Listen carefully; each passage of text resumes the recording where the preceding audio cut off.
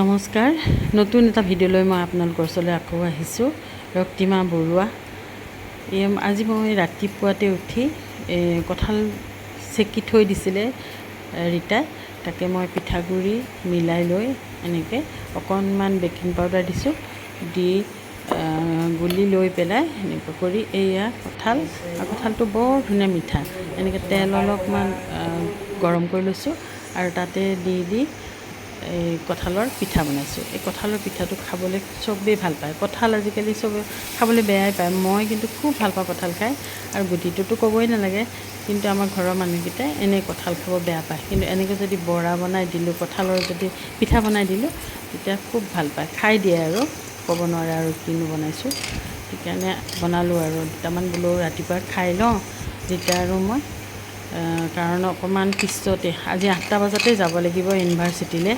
তাত এটা প্ৰগ্ৰেম আছে। প্ৰগ্ৰেমটো হৈছে মৃত্যু জিনাৰ গান, যিটো ডক্টৰ অমৰজ্যোতি চৌধুৰীদেৱৰ দ্বাৰা ৰচিত। আমাৰ চেনেহৰ, আমাৰ শ্ৰদ্ধাৰ ভূপেন হাজৰিকাৰ মৃত্যুৰ দিনা এই গীতটি তেখেতে ৰচনা কৰিছিল, আৰু গীতটি এনেকুৱা অন্তৰত সোমাই যোৱা গীত নহয়, এইটো কবিতাৰ লগে লগে গীত গোৱা হয়। আৰু গীতখিনি এনেকুৱা মানে নহয় যে সুৰ দি গোৱা হয়, কবিতাৰ লগত যিটো ৰিদম থাকে সেই ঠিক তেনেকৈ গোৱা হয়। অঞ্জনজ্যোতি চৌধুৰীদেৱে গাইছিলে এইখিনি, আৰু তেখেতো আহিব, দুয়োজনে আহিব, আৰু কোন ক'ত আহে তাত লগ পামগৈ বাৰু, তেতিয়া দেখুৱাই দিম আপোনালোকক। এতিয়া মই মাত্ৰ সাজু হ'বলৈ লৈছোঁ। এতিয়া দালি ভাতখিনি যোগাৰ কৰিছোঁ, আৰু অলপমান পুৰৈ শাক আছিলে, তাকে বোলো ভাজোঁ আলু দি। মই তেনেকৈয়ে খাই গুচি যাম, আৰু আজি যিহেতু সকলো ঘৰত থাকিব, বোৱাৰীহঁত থাকিব, সিহঁতে বনাই খাব। আৰু পিছত মই যিখিনি মোৰ কাৰণে বনাইছোঁ, আৰু যিখিনি ৰাতিপুৱা খাব সেইখিনিকে বনাই মই বোলো যাওঁ, কাৰণ 8টা বজাত যাব লাগিব। কাৰণ বহুত মানুহ অহাৰ কথা, 300 জনক, যদিও 300 জনক মাতিছিল, তেতিয়া মানে ইনভাইট কৰোঁতে 5-6জন হৈ গ'ল। আচলতে যদি চিট নাই নল'লে কথা নাছিলে, কিন্তু তেখেতসকলে সেইটো নাভাবিলে নেকি। এতিয়া 300 চিটৰ এটা হল বোলে বুক কৰিছে, আমাক দেখুৱাইছে, কিন্তু মানুহ 500। এতিয়া যাওঁ নাযাওঁকৈ ভাবি আমি ওলালোঁ, আৰু কিয়নো নাযাম এনেকুৱা এটা অনুষ্ঠান। কাৰণ সেই কবিতাটো যেতিয়াই শুনিছোঁ প্ৰথম, তেতিয়াৰ পৰা এনেকুৱা অভিভূত হৈছোঁ, মনৰ মাজত সোমাই লৈছোঁ, আৰু তেতিয়া যে মুখস্থই হৈ আছিলে গানটো আমাৰ। কিন্তু এতিয়া অকণমান পাহৰিছিলোঁ। যি নহওক, এইকেইটা পিঠা হৈ গ'ল, আৰু 2 কাপ চাহ বনাইছোঁ গাখীৰেদি। মই গাখীৰ চাহ খাই ভাল পাওঁ, মই মানে লাল চাহ খাবলৈ ভাল নাপাওঁ, কিন্তু খাওঁ, আৰু দুপৰীয়া এবাৰ বা যেতিয়াই নহওক এবাৰ খাওঁ, কিন্তু মই ৰাতিপুৱা গাখীৰ চাহ খাই ভাল পাওঁ। এইয়া 2 কাপ গাখীৰ চাহ বনাই লৈছোঁ, ৰীতা আৰু মই খাম। আৰু পিঠা গোটেইকেইটা নাখাওঁ কিন্তু দেই, মই 2টামান খাম, ৰীতাই কিন্তু এটাহে খাব। আৰু এতিয়া বোলো খাচোন, তই খাইছা? তাই ক'লে বৰ ধুনীয়া হৈছে বোলে পিঠাকেইটা। ঠিকে আছে বাৰু। এতিয়া আৰু চাহকাপ খাই আকৌ ভাতত লাগিবই লাগিব, কাৰণ যাব লাগিব। ফিৰোজা আৰু মই ওলালোঁ আজি। গৈ পাই চিটি বাছৰ পৰা নামি জালুকবাৰীৰ পৰা এখন অ'টো ল'লোঁ। অ'টো নহয়, ই ৰিক্সা এখন লৈ এনেকৈ গৈ পেলাই এনেকৈ ঘূৰি গ'লোঁ, আৰু ঘূৰি গৈ এডমিনিষ্ট্ৰেটিভ বিল্ডিঙৰ কাষলৈ পোৱাই দিবগৈ। এইফালে বেছিভাগ যাব নিদিয়ে আজিকালি, সেইকাৰণে আৰু এনেকৈ ঘূৰি হাই হৈ তেনেকৈ আমি গুচি গ'লোঁ। এই যে আগতে এই ৰাস্তাটোতো নাছিলে নহয়নে বাৰু, যেতিয়া মই ৰংগলীত চাকৰি কৰিছিলোঁ, তেতিয়া ইউনিভাৰ্চিটিৰ মাজৰ ৰাস্তাটো দিয়ে মানে গাড়ীবিলাক গৈছিলে, বাছবিলাক, যিকোনো গাড়ী আৰু। তেতিয়া এই ৰাস্তাটো নাছিলে, গতিকে আমি এই ৰাস্তাটো ইমান চিনাকি নহয়, আৰু খুব মৰমৰ, এই ধুনীয়া ইউনিভাৰ্চিটিখন গছে বনে সেউজীয়া হৈ থকা ইউনিভাৰ্চিটিখনৰ মাজেদি সদায় গৈছিলোঁ। আৰু যেতিয়া আমি পঢ়িছিলোঁ, পৰীক্ষা দিবলৈ আহিছিলোঁ, এয়া এই সেউজীয়া, আৰু তেতিয়া কৃষ্ণচূড়া গছ, কৃষ্ণচূড়াবিলাক যেতিয়া ফুলে তেতিয়াতো আৰু ধুনীয়া হৈ যায়। আৰু ইউনিভাৰ্চিটি বুলি ক'লে, গুৱাহাটী ইউনিভাৰ্চিটি বুলি ক'লে কৃষ্ণচূড়ালৈ মনত পৰেই বাৰু। কিন্তু এতিয়া এই সময়ত কৃষ্ণচূড়াবিলাক নাই, কিন্তু অন্য গছ বহুত আছে, আৰু ছাঁ দি আছে গছবিলাকে, ইমান ধুনীয়া বতাহ, ইমান ধুনীয়া ছাঁ, মানে সঁচাকৈয়ে মানে মনোমোহা দেই। আমাৰ এই গুৱাহাটী ইউনিভাৰ্চিটিখন, এইখন 1948 চনতেই এইখন স্থাপিত হৈছিলে, আৰু তেতিয়াৰ পৰাই এটা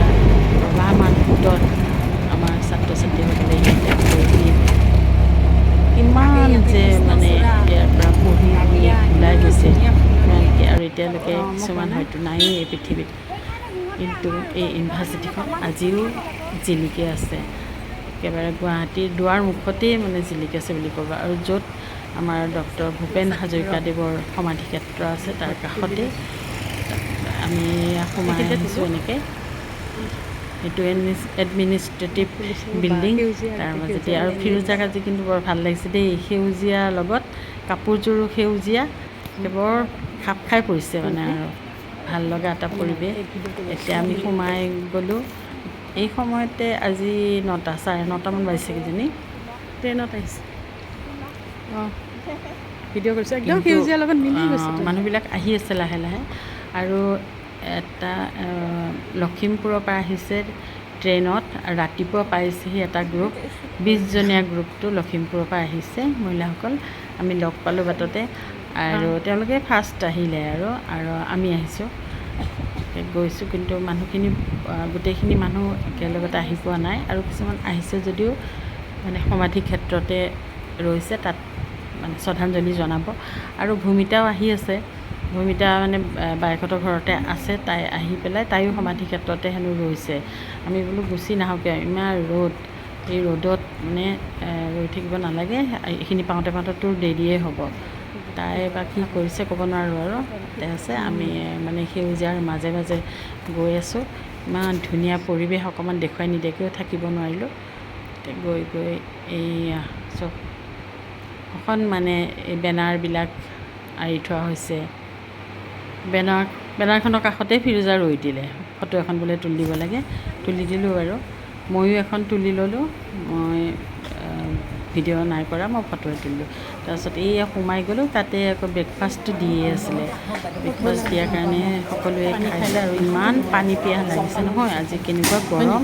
সেইকাৰণে বোলো এগিলাচ পানীকে খাই লওঁ, এনেকৈ পানী অকণ খালোঁ। তাৰপিছতে ব্ৰেকফাষ্টটোকো লৈয়ে লওঁ বুলি ভাবিলোঁ। আৰু ঘৰত খাই আহিছিলোঁ পেটুৱাকৈ, তথাপিও চাহকাপৰ লোভতে মানে এইয়া ল'ৰাকেইজনে দি আছে ধুনীয়াকৈ হাঁহি মুখেৰে, সেইকাৰণে খাওঁ লাগিলে। আৰু এয়া কণী, সেইফালে ব্ৰেড, বাটাৰ, আৰু এটা কল, জাহাজী কল। ভালেই লাগিলে বাৰু, খালোঁ।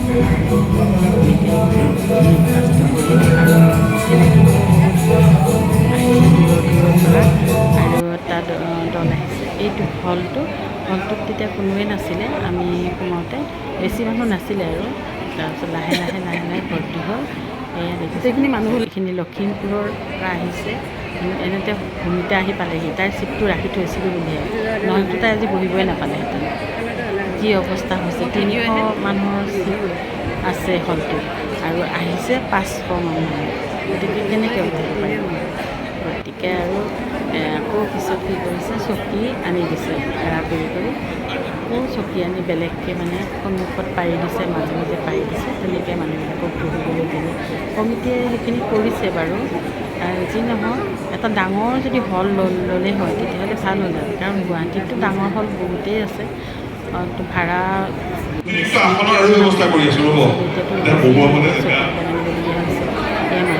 হলটো ডাঙৰ ল'ব লাগিছিলে। এটা বিশৃংখলাৰ প্ৰস্তুতি কৰিছে। যেনেকৈ আহি পালেহি আকৌ আমাৰ শ্ৰদ্ধাৰ ঘূৰাই দিয়া ছাৰ, আমাক আগতে ইয়াৰ আগতে আমি 15 দিনমান মানে শিকি আছোঁ বুলি ক'ব লাগিব, আৰু 5 দিন অনলাইনত আমাক এইটো মুখস্থ কৰাই পেলাই কেনেকৈ গাব লাগিব তাৰ অলপমান প্ৰিলিমিনেৰী আইডিয়া অলপ দিছিলে কেইজনমান আবৃত্তিকাৰে। সেইটো ক'লে সঁচাকৈ আমি শলাগ ল'বই লাগিব, এইখিনি চেষ্টা আমাৰ কাৰণে। মই অৱশ্যে 3 দিন কৰিলোঁ, বাকী কেইদিন নোৱাৰিলোঁ কৰিবলৈ, বহুত অসুবিধাও থাকে। তাৰ মাজতে মানে ইচ্ছাৰ কাৰণে কৰিছোঁ। এই বয়সত আচলতে আমাৰ এনেকুৱা অনুষ্ঠানত কৰিবলগীয়া, আচলতে মানুহে ক'ব বোলে এই বয়সত এই বুঢ়াকালনো কি দৰকাৰ, কিন্তু যিজন মানুহৰ কাৰণে কৰিছে সেইজন হৈছে ভূপেন হাজৰিকা, আৰু যিজনে কবিতাটো লিখিছে তেওঁ হৈছে অমৰজ্যোতি চৌধুৰী। গতিকে লিখাজনৰ যিটো আমাৰ আৱেগ, যি ভূপেন হাজৰিকাৰ আমাৰ আৱেগ, গতিকে তেখেতৰ এই চকীও আনিছে দে চকী দাঙি আনিছে তাৰ কবিতাটো চকী দাঙিহে তুলিছে এবাৰ হ'লেও চাবলৈ তোমাৰ লগত যে এটা ঘটনা কৰিছিল দুৰ্গা বাইদেউ তেখেতৰ পৰা তাৰে পিছত তেতিয়াৰ পৰা বেলেগ আমাৰ আৰু এইটো মন আছিলে ব্যক্তিয়ে কাৰণে ডক্টৰ ভূপেন হাজৰিকাক লৈ সপোন দেখিছিলে যিজন ব্যক্তিয়ে ডক্টৰ ভূপেন হাজৰিকাৰ লগত ফুটবল খেলি ভূপেন হাজৰিকাক হেৰাই 2 গ'ল দি হেৰুৱাইছিলে জানেনে সেইজন ব্যক্তি আপোনালোকৰ মাজলৈ আহিব যাৰ কাৰণে আপোনালোকে টকা খৰচ কৰিছে সময় খৰচ কৰিছে আপোনালোকে ইমান সাধনা কৰিছে আৰু সেইজন ব্যক্তি যেতিয়া ভিতৰত সোমাব তেখেতৰ কাৰণে কি ৰাজকীয় আদৰণি হ'ব লাগে লাগে নে নালাগে তেখেতক লাগে নে নালাগে আমি ঠিক 11 বজাত এই সৌ গেটখনৰ পৰা তেখেতক আমি ইয়ালৈকে আদৰি আনিম দুইফালে মানৱ শৃংখল বুলি যাক কয় আমাৰ দেৱাশিষে নেতৃত্ব দিব আৰু আমাৰ ৰাজ্যিক সাধাৰণ সম্পাদক দেৱাশিষ আৰু বিনুপুৰাই নেতৃত্ব দিব যে দুটা মানৱ শৃংখল হ'ব দুয়োফালে মাজেৰে তেওঁ আহিব আমাৰ যি যুৱ মঞ্চ আছে সেই যুৱ মঞ্চৰ 30 গৰাকী সদস্যই প্ৰস্তুতি কৰিছে কামৰূপ মহানগৰ জিলা সমিতিৰ 35 গৰাকী সদস্যই প্ৰস্তুতি কৰিছে এয়া খালপুৰ লৈ তেওঁলোকে ৰখি আছে আমি তেখেতক আদৰণি জনাবলৈ যাম যিসকলে অকণমান আহি পটককৈ বহিব পাৰে তেওঁলোক আমাৰ লগত ওলাব শৃংখলাবদ্ধতাই হৈছে আমাৰ আটাইতকৈ ডাঙৰ শক্তি আৰু সেইকাৰণে আমি 500 মানুহ ভিতৰত ধৰিব পাৰিছোঁ মানুহ আহিছে বুলি কৰিবনে এবাৰ কথা দিয়কচোন আপোনালোকে শৃংখলাবদ্ধ হ'বনে খুব আনন্দ আমি অসমী আইৰ মান ৰাখিবলৈ কাম কৰিব ওলাইছোঁ মৃত্যু জিনাৰ গান আই অসমীৰ মান কওকচোন মৃত্যু জিনাৰ গান আপোনালোকৰ ঘৰলৈ শুনা নাই মৃত্যু জিনাৰ গান সকলোৱে কোৱা নাই মৃত্যু জিনাৰ গান মৃত্যু জিনাৰ গান যিসকলে মৌন হৈ আছে নহয় তেওঁলোকে মানে একটু গম পোৱা নাই যে মৌনতা যে ভংগ কৰিবৰ সময় হ'ল গতিকে আপোনালোক ওলাওক আমি যাবনে ফৰ্মেলিটি বহুতে থাকে অকণমান হলটোতো সৰু হৈছে মই কৈছোঁৱে সেইকাৰণে মানুহ অলপ কনজাষ্টেড হৈছে এচিও কাম কৰা নাই আজি গৰমটো কিন্তু অতিপাত গৰম আৰু তেখেতসকলৰ আয়োজনটো অকণমান অৱশ্যে খেলি মেলি হ'বই প্ৰথম অৱস্থাত অৱশ্যে সেইটো সকলোৱে সহ্য কৰিব লাগিব তথাপিও আজি এটা দিনৰ কাৰণে অকণমান যদি আহল বহলকৈ ল'লেহেঁতেন আমি অন্ততঃ সকলোৱে ভাল পালোঁ আমিতো ভালকৈ বহিছোঁ কিছুমান যে বহিব পৰা নাই সেইকাৰণে অৱশ্যে বেয়াও লাগিছে মনটো যি নহওক আৰু আহিছোঁ যিহেতু অকণমান হ'লেও কৰি যাম মানে আমি অমৰজ্যোতি চৌধুৰী আহি পাই গ'ল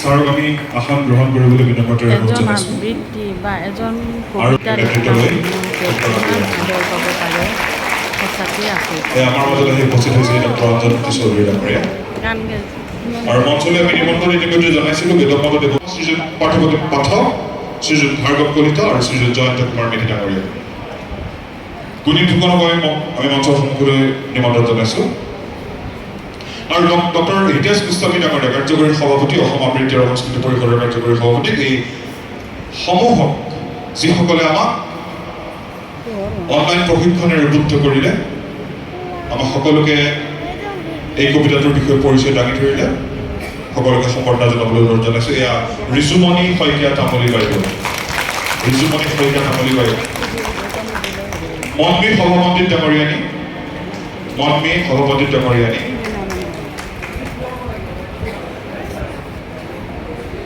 আমি গুণীন ফুকন ডাঙৰীয়াক থিয় হ'বলৈ অনুৰোধ জনাইছোঁ মন্মী সভাপতি ডাঙৰীয়ানী গায়ত্ৰী দেৱী বাইদেউ গায়ত্ৰী দেৱী আহি পোৱা নাই গৌতম বৰকটকী ডাঙৰীয়া গৌতম বৰকটকী ডাঙৰীয়া ডক্টৰ বসন্ত বৰা ডক্টৰ বসন্ত বৰা জোনালী বৰা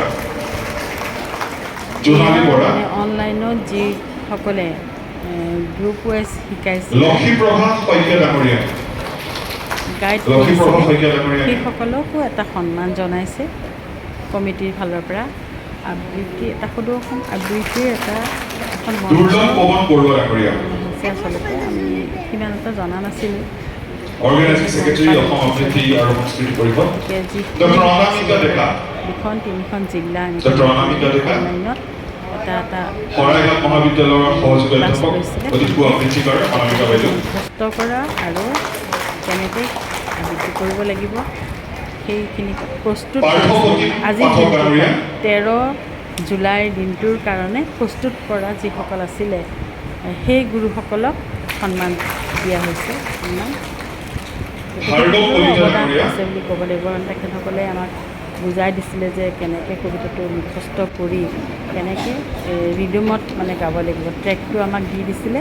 সেই ট্ৰেক অনুযায়ী আমি কবিতাটো মুখস্থ কৰিছিলোঁ আৰু শিকি আছিলোঁ। তাৰ কাৰণে আজি সহায় হৈছে বা আজি সকলোৱে জানিছে। অকণমান এটা দুটা ভুল হৈ গৈছে কাৰোবাৰ সেইটো বেলেগ। কাৰণ আমি একেলগে কোনো কবিতাটো একেলগে ৰিহাৰ্চেল দিব পৰা নাছিলে।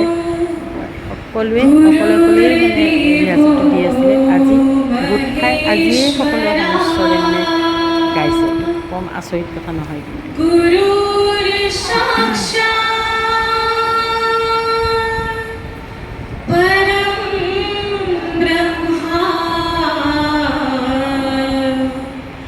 तस्मै श्री गुरवे नमः। तस्मै श्री गुरवे नमः। गुरुमुर पूजा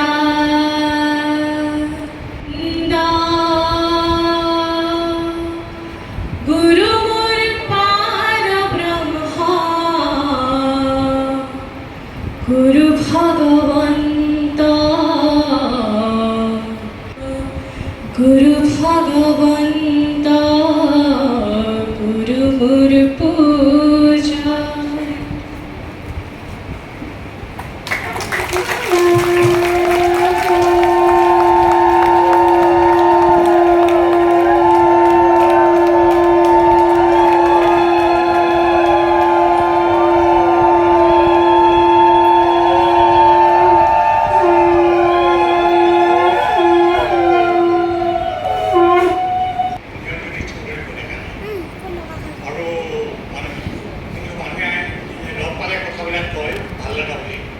এই কবিতাটো লিখাৰ আঁৰৰ এটা সুন্দৰ কাহিনী আছে। যিটো কাহিনী আজিহে গম পালোঁ আৰু গম পাই আমাৰ গাৰ নোম মানে ডাল ডাল হৈ গ'ল। কিন্তু শুনকচোন বাৰু তেখেতৰ পৰা কথাখিনি। আচ্ছা কৰি এজৰি দিলে আপোনালোকে দিছে খুব কৃতজ্ঞ অনুভৱ কৰিছোঁ। সেইখিনি সময়ৰ দুটামান কথা কৈ পেলাই মই আৰম্ভ কৰিছিলোঁ। কাৰণ তেতিয়া আমি এই কবিতাটোৰ আঁৰত থকা যিটো ভাৱ, যিটো পৰিৱেশত মই লিখিছিলোঁ সেইটো আপোনালোকে আৰু ভালকৈ অনুভৱ কৰিব পাৰিব। যিদিনা ভূপেন দা ঢুকাইছে লগে লগে সেই খবৰটো মই তেতিয়া তেজপুৰ বিশ্ববিদ্যালয়ত কাম কৰোঁ মোৰ বন্ধু এজনে জনাইছে। আৰু পায়েই মোৰ গোটেই গা চা কঁপি গৈছে। মই ভাবিছোঁ যে কেনেকৈ গৈ গুৱাহাটী পাওঁগৈ। মই ভাবিছিলোঁ যে সেইদিনাখনেই চাগে ভূপেন দাক গুৱাহাটীলৈ লৈ আহিব, গতিকে এবাৰ দেখা কৰিব লাগে। গতিকে লগে লগে আমি বিশ্ববিদ্যালয়ত কৈ কথা যাক জনাব লাগে সেইসকলক জনাই মই গুৱাহাটী অভিমুখে যাত্ৰা হৈছে। যাত্ৰা এইদৰে আহি থাকোঁতে ঠিক বিশ্ববিদ্যালয়ৰ পৰা ওলাওঁতে তাতে আমাৰ এটা পৰুৱা চাৰিআলি বুলি তেজপুৰৰ যিখিনি আছে সেইফালে মোতকৈ বহুত ভালকৈ জানে। পৰুৱা চাৰিআলি বুলি এটুকুৰা ঠাই আছে। আৰু তাতে আহি পাওঁতে আমাৰ গাড়ীখন তেতিয়া অগ্ৰদূত কাকতৰ পৰা মোক সুধিছে যে আপোনাৰ কেনেকুৱা লাগিছে আৰু এইটো ক'ব নোৱাৰি। কিন্তু এইখিনি সময়তে মই দৰাচলতে কিবা এটা কবিতা লিখিম বুলি ভাবি প্ৰথম শাৰীটো লিখিছিলোঁ যে এটা গান শেষ হ'ল। এই অগ্ৰদূতক মই তেতিয়া সেই শাৰীয়েই কৈছোঁ যে এটা গান শেষ তেখেতে কৈছে তাৰপিছত মই কৈছোঁ তাৰপিছত এতিয়া একো নাই, কাৰণ মই এতিয়ালৈকে লিখিব পৰা নাই। গতিকে মোৰ সেই আপোনালোকে যদি অগ্ৰদূতখন সেইদিনাখনৰ মেলি চাকিজ ডিনাৰ দেখিবলৈ পাব, তাত মোৰ মতামত হিচাপে লিখা আছে এটা গান শেষ। তাৰপিছত মই এনেকৈ আমাৰ গাড়ীখন গৈ ওৰাং পাইছেগৈ, তেতিয়া অসমীয়া প্ৰতিদিন কাকতৰ পৰা সুধিছে যে আমি এনেই সুধিছোঁ আৰু সকলো মানুহকে সুধিছোঁ, আপোনাকো সুধিছোঁ কেনেকুৱা অনুভৱ কৰিছে ভূপেনদাৰ এই যে বিয়োগ হ'ল এইটো কথা। মোৰ তেতিয়ালৈকে 4টা শাৰী লিখা হৈছে, গতিকে মই সেই 4টা শাৰী কৈছোঁ। তেতিয়া তাক সেই 4টা শাৰী সন্নিৱিষ্ট কৰা হৈছে প্ৰতিদিন। এনেকৈ আহি মই ঘৰে বাটে অলপ অলপকৈ লিখি আহি আছোঁ। আহি পাওঁতে যেতিয়া ঘৰ পাইছোঁ ৰাতি 10টামান পাইছোঁ, তেতিয়া গম পালোঁ যে ভূপেনদা ৰাতি নাহে, ৰাতি লৈ নাহে তেখেতক। তেতিয়া মই আমাৰ এখন ফ্ৰিজ এটা আছিল, ইমান মানুহ, মই সেই ফ্ৰিজৰ কাষতে থিয় হৈ পেলাই মই সেই কবিতাটো লিখি আছোঁ। প্ৰায় 11টামান বাজিল। মই সচৰাচৰ খুব সোনকালে শুওঁ, গতিকে মই আৰু এই 11টালৈকে মই সহ্য কৰিব পৰা নাই। মই গতিকে আধা লিখি মই শুই গ'লোঁ। আৰু মই কেৱল এই অঞ্জনলৈ ফোন কৰিলোঁ তেতিয়া, আৰু যে মই তেতিয়া কেতিয়াও তাৰ আগতে এবাৰ এটা মোৰ কেছেট এটা কৰিছোঁ, আবৃত্তিৰ কেছেট, আৰু কিন্তু নিজে কৰিব লাগিব। গতিকে মই অঞ্জনক কৈছোঁ যে কাইলৈ আমি ৰাতিপুৱা 11টা বজাত ৰেকৰ্ড কৰিম, কোনোবা এটা ষ্টুডিঅ'ত চাই থোৱাচোন ক'ত যাব পাৰি। এই লগে লগে অঞ্জনে শব্দৰূপা নামৰ ষ্টুডিঅ' এটাত আমাৰ বুকিং কৰিলে যে আমি গৈ 11টামান বজাত পামগৈ। আৰু মই ৰাতিপুৱা 5টামান বজাতে উঠি আকৌ লিখি কবিতা লিখিলোঁ। তাৰপিছত আমি গৈ পেলাই ষ্টুডিঅ' পালোঁগৈ আৰু ৰেকৰ্ডিং কৰিলোঁ। আৰু তাৰপিছত অসমৰ ৰাইজে আমাক আদৰি ল'লে, সেইটো জনা শুনা কৰা। কিন্তু মই মানুহটো আচলতে খুব এলেহুৱা মানুহ, ইমান খৰধৰকৈ কাম কৰা মানুহ মই নহয়। কিয় কৰিছোঁ এনেকৈ? এই তাৰ কথাটোহে আচলতে ক'ব খুজিছোঁ যে 1977 চনত জয়ন্ত হাজৰিকা ঢুকাইছিল। জয়ন্ত হাজৰিকা ঢুকাওঁতে মই এটা কবিতা কৰিছিলোঁ, জোনাক কৰিছিল জোনাক, এনেকুৱা ধৰণৰ এটাতে কবিতা মিউজিক প্ৰথমবাৰলৈ বজাইছিল কবিতাৰ। তেতিয়া সেই কবিতাটো শুনিবলৈ ডক্টৰ ভূপেন হাজৰিকা ডাঙৰীয়াও আমাৰ দৰ্শকৰ মাজত আছে। এটা বগা পাইজামা পাঞ্জাবীটো পিন্ধিছে, ৰঙা এই নগা শ্বল এখন লৈছে, লৈ পেলাই বহি আছে। তাৰপিছত যেতিয়া কবিতাটো কোৱা শেষ হ'ল, ভূপেনদা ওপৰলৈ উঠি আহিলে, আহি পেলাই সাধাৰণতে কৰে সকলো মানুহকে ভাল হৈছে বুলি কয়, মোকো কঢ়িয়াই পেলাই খুব ভাল হৈছে কৈ পেলাই নামি গৈছিল। নামি যাওঁতে ভূপেনদাৰ লগত সদায় আপোনালোকেও জানে যে যেতিয়া ভূপেনদা আহে লগে লগে বহুত মানুহ হয়, সেইদিনাখন মাৰিছে। আৰু ভূপেনদা এনেকৈ আহি পেলাই আকৌ নামি যাওঁতে মানুহখিনি নামি যাব লৈছে, কিন্তু তেওঁলোকক এনেকৈ কাষৰীয়া কৰি ভূপেনদা আকৌ এবাৰ মোৰ ওচৰলৈ আহি পেলাই মোক প্ৰায় আদেশ দিয়াৰ নিচিনাকৈ ক'লে, মই যেতিয়া ঢুকাম মোৰ কাৰণে এটা লিখিব।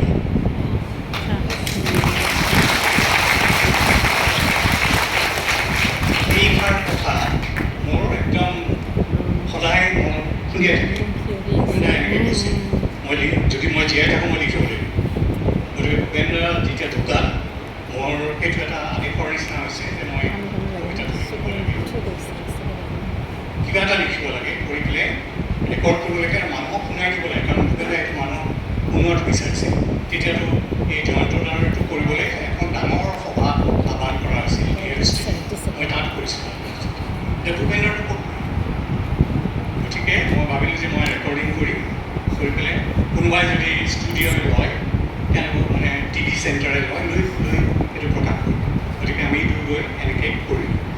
কৰোঁতে অঞ্জনক মই গৈ পেলাই এটা ৰুমত এনেকৈ বাহিৰৰ পৰা এই ষ্টুডিঅ'ত বাহিৰৰ পৰা তলা বন্ধ কৰি সোমাই দিছোঁ যে এই গানটো, ইয়াৰ গানখিনি সুৰটো মোক এনেকুৱাকৈ লাগে যে বেছি সুৰ থাকিব নালাগে, কাৰণ আবৃত্তি লগত খুব বেছি সুৰ হ'লে সুৰে টানি লৈ যাব, কথাখিনি মানুহে নুশুনা। গতিকে অলপ কম সুৰ থকাকৈ আবৃত্তিটো কৰিব লাগে। গতিকে গাওঁতে আপোনালোকে মন কৰিছে চাগে যে সাধাৰণতে গায়কে যিমান সুৰ টানি টানি গায়, ইয়াত কাট কাট কাট কৰি অঞ্জনে গাইছে। আৰু সেইটো কৰিবলৈ আমাৰ ফালৰ পৰা আমি বাধ্য কৰিছোঁ। সেইকাৰণে গাইছে ইয়াতে বহুত ভালকৈ গাব ল'লে আপোনালোকে ল'লে গোটেই মানে এই গোটেইখিনি কথা কোৱাৰ উদ্দেশ্য হৈছে কবিতাটো লিখোঁতে আমি পৰম শ্ৰদ্ধাৰে লিখিছোঁ। আপোনালোকে যি শ্ৰদ্ধাৰে নিজৰ নিজৰ ঠাইৰ পৰা আজি উলিয়াই আহিছে বেণ্ডাৰ কাৰণে এটা কবিতা গাম বুলি, এইটো যিটো শ্ৰদ্ধা, ইমান শ্ৰদ্ধা অসমৰ আন কোনোবা মানুহে যেন পাইছে নাই পোৱা। মইতো বাৰু কোনেও পোৱা নাই। এনেকুৱা শ্ৰদ্ধা অসমৰ মানুহৰ এনেকুৱা শ্ৰদ্ধা কোনেও পোৱা নাই। গতিকে আপোনালোক সেই শ্ৰদ্ধাৰে এটা অংশ। গতিকে আমি এটাই বিচাৰিছোঁ কবিতাটো কৰোঁতে, আপোনালোকে নিশ্চয় কৰিছে যে যেতিয়া কবিতাটো কৰে কৰাৰ আগমুহূৰ্তত ভূপেন দাক আকৌ এবাৰ শ্ৰদ্ধাৰে কওঁ।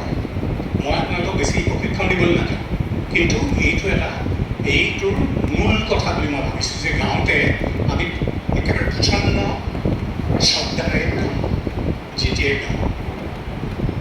তাৰপিছত এটা সমস্যা হ'ল, এইটো সমস্যাটো সৃষ্টি কৰিলে হিতেশ গোস্বামী ডাঙৰীয়াই যে বহুতো মানুহে একেলগ কৰি গাব। মই মোক ক'লে যে গাব, মই একো নভবাকৈ ভাল ৰ'ব বুলি ক'লোঁ, একো ভবা নাই। কিন্তু পিছ মুহূৰ্ততে ভাবিছোঁ এইটো কবিতা একেলগে গাবলৈ হ'লে সকলোৰে ভিতৰত গাব লাগিব, চন্দত গাব লাগিব, সকলোৰে মাতবিলাক মিলিব লাগিব, সকলোৱে একে ঠাইতে আৰম্ভ কৰিব লাগিব। একে ঠাইত আৰম্ভ কৰাটো সহজ, কিন্তু একে ঠাইত প্ৰথমতে যেতিয়া আৰম্ভ হয়, আপোনালোকে আবৃত্তি কৰা মানুহ আপোনালোকে জানেই যে প্ৰথমৰ কথাখিনি কওঁতে আমাৰ সকলোৰে অলপ খোকোজা লাগে। খোকোজা লাগে মানে জিভাখন ভালকৈ নুফুৰে।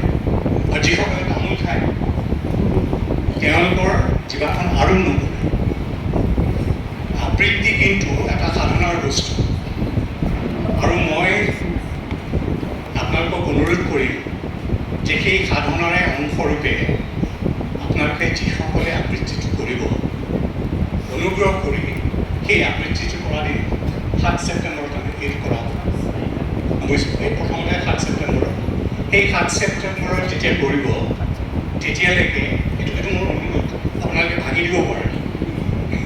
সেইটো মই অনুৰোধ কৰিছোঁ যে সেই দিনলৈকে আপোনালোকে তামোল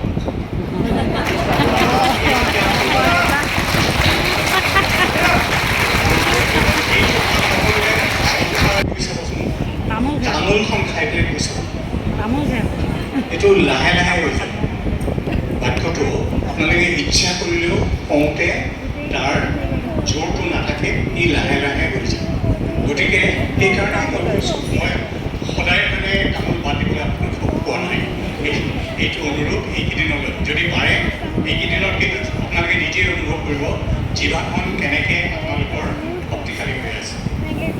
মই আছিলোঁ বহুত বয়সীয়া মানুহ, যিমান বয়সীয়া মানুহ সেই হিচাপে এনেই এটা গৌৰৱ কৰিব পাৰোঁ যে কথাবোৰ কিন্তু এতিয়াও এজন বয়সীয়া মানুহতকৈ স্পষ্ট হৈ আছে। এই স্পষ্ট হৈ থকাৰ কাৰণ হৈছে যে আমি সাধনা কৰোঁ, আৰু সেই সাধনাৰ এটা অংশ হৈছে যে ভাল পালোঁ তামোল মই নাখাওঁ। তামোলৰ প্ৰতি মোৰ কোনো বিদ্বেষ নাই, এইটো আমাৰ জাতীয় জীৱনৰ অনুভৱ, শ্ৰদ্ধা আছে। থাকিও কৈছোঁ যে আবৃত্তি কৰিবৰ সময়ত এইটো নাখালে ভাল। এইটো যাতে এইকাৰণেই এইটো কওঁতে কেনেকৈ কৰা হৈছে, এইটো নাভাবিব যে এনেই দুই ঠাইত ৰৈ গৈছোঁ। এইটো তেখেতৰ আদেশক্ৰমে সেই টানিতে আমাক শিকাইছে আবৃত্তি কৰিবলৈ দুই ৰ'ব লাগে, এইকাৰণে ৰৈছোঁ। তাৰপিছত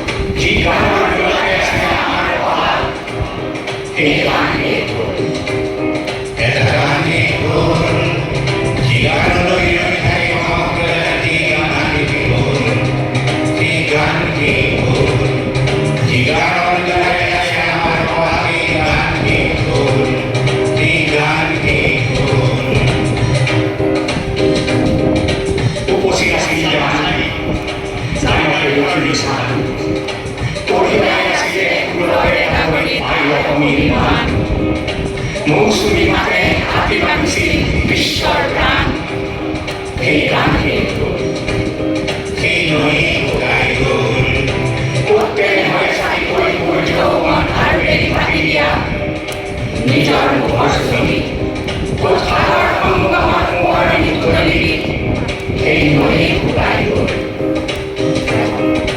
হেমন্ত শীতৰ ডুমজাৰি নদী গানকে গ'ল অগ্নি যুগৰ পৃথিৱী নদী ঠিকানাই নোহোৱাই গ'ল এটা ধুমুহা নোহোৱা হ'ল এটা ধুমুহা নোহোৱা হ'ল যি চাকি জ্বলাই অসামান্যকে শক্তিৰে আভৰা কৰাই সেই ধুমুহা নোহোৱা হ'ল গানৰ পৃথিৱীতে জয় জয় হ'ল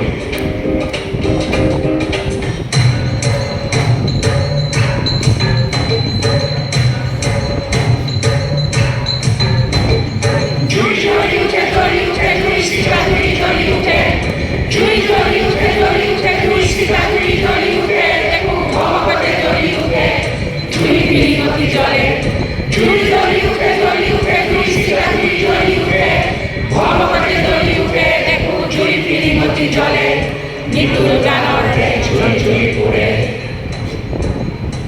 গোটেই জনাগীৰ বুকু খং খং কৰে সময়ে সুখে নিমাতে তগালে মৃত্যুৰ গানৰ বীজবোৰ গজি উঠে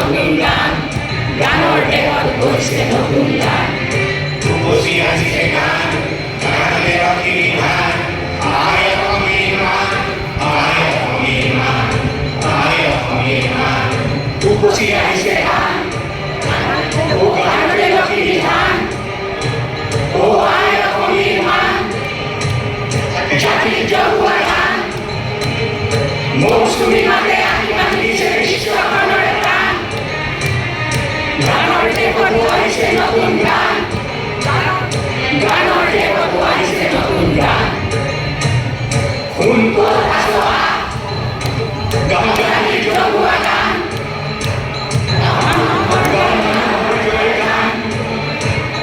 মৃত্যু দিনাৰ উদযাপনৰ গান শেষ হ'ব কেনেকৈ এই অমৃত গান গানৰ দেশতে গৈছে নতুন গান গানৰ দেশতে গজিছে নতুন গান গানৰ দেশতে গজিছে নতুন গান আমাৰ মাজতে আছে কিহৰ ফল এইকাৰণে এই যে প্ৰত্যয় এটা বিশ্বাসৰ ভাৱ যে প্ৰায় সকল আবৃত্তিকাৰে কিন্তু ধুনীয়াকৈ উদ্যম ৰাখি কৰিব জানিছে একেলগে মৃত্যু দিনাৰ উদযাপনৰ এই মিলাব চেষ্টা কৰিছে আৰু মিলিছেও গানৰ দেহতো আমি আবৃত্তি কৰি সকলো মানে গ্ৰুপ গ্ৰুপকৈ কৰিব দিলে জিলা ৱাইজ তাৰপিছতে